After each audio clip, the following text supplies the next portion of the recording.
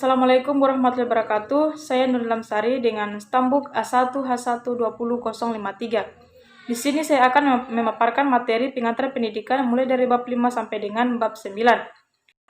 Yang pertama bab 5. Itu pengertian, fungsi dan jenis lingkungan pendidikan. Apa pengertian dan fungsi pendidikan? Secara umum, fungsi pendidikan adalah membantu peserta didik dalam berinteraksi dengan berbagai lingkungan sekitarnya, mulai dari fisik, sosial, dan budaya.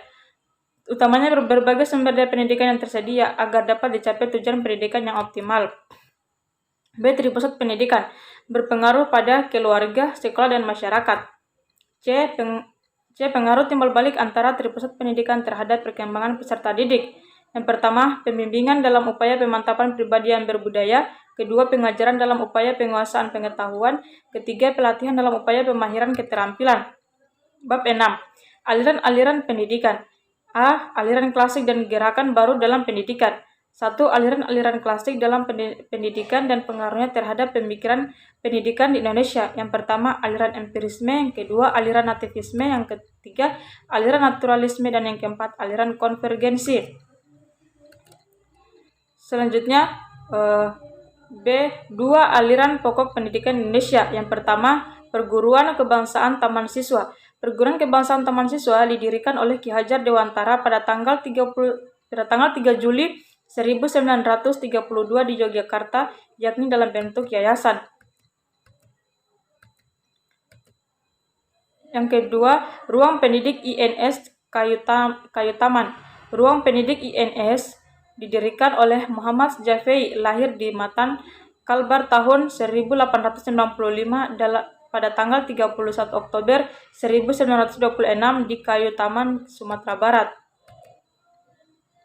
Selanjutnya bab 7, permasalahan pendidikan. A. Permasalahan pokok pendidikan dan penanggulangannya.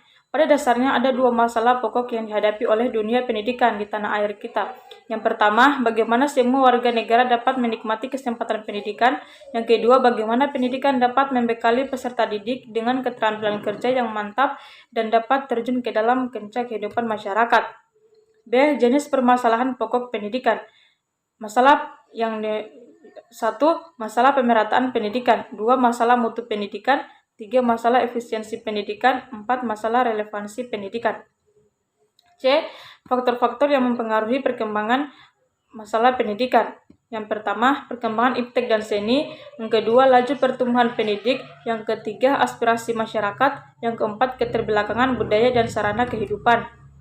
D. Permasalahan aktual pendidikan dan penanggulangannya.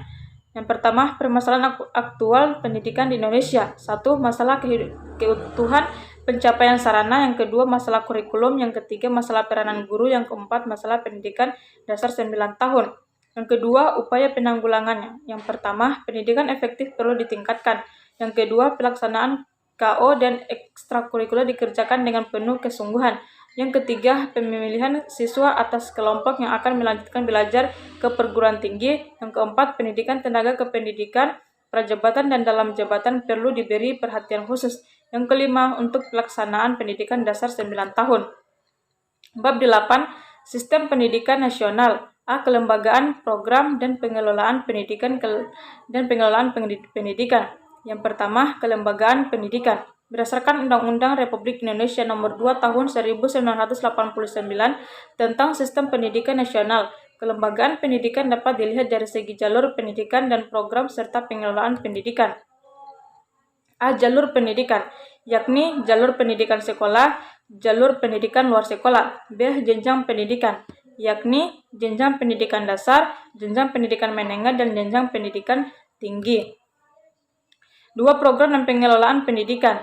A. Jenis program pendidikan, yakni pendidikan umum, pendidikan kejuruan, pendidikan luar biasa, pendidikan kedinasan, dan pendidikan keagamaan. B. Kurikulum program pendidikan, yakni kurikulum nasional dan kurikulum muatan lokal. B. Upaya pembangunan pendidikan nasional. 1. Jenis upaya pembaruan pendidikan. A. Pembaruan landasan yuridis. B. Pembaruan kurikulum. C. Pembaruan pola masa studi. 2. Dasar dan aspek legal pembangunan pendidikan nasional. Dasar dan aspek legal pembangunan pendidikan nasional berupa ketentuan-ketentuan yuridis yang menjadi dasar, acuan, serta mengatur penyelenggaraan sistem pendidikan nasional seperti Pancasila, Undang-Undang Dasar 1945, GBHN, Undang-Undang Organik Pendidikan, Peraturan Pemerintah, dan lain-lain. Selanjutnya, bab 9. Pendidikan dan pembangunan. A. Esensi pendidikan dan pembangunan serta titik temunya. Esensi pembangunan bertumpu dan berpangkal dari manusianya, bukan pada lingkungannya seperti pembangunan ekonomi sebagaimana telah dikemukakan. Pembangunan berorientasi pada pemenuhan hajat hidup manusia sesuai dengan kodratnya sebagai manusia. Peranan pendidikan itu yang memungkinkan berubahnya potensi manusia menjadi oksidensi dari naruli menjadi nurani, sehingga manusia menjadi sumber daya atau modal untuk pembangunan yang manusiawi.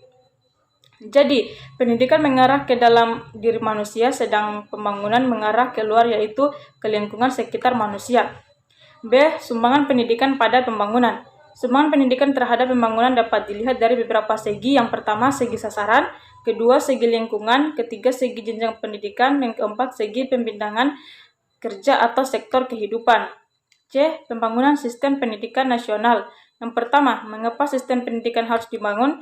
Yang kedua, wujud pembangunan sistem pendidikan. Baik, itulah materi pengantar pendidikan dari bab 5 sampai bab 9. Saya akhiri dengan ucapan wassalamualaikum warahmatullahi wabarakatuh.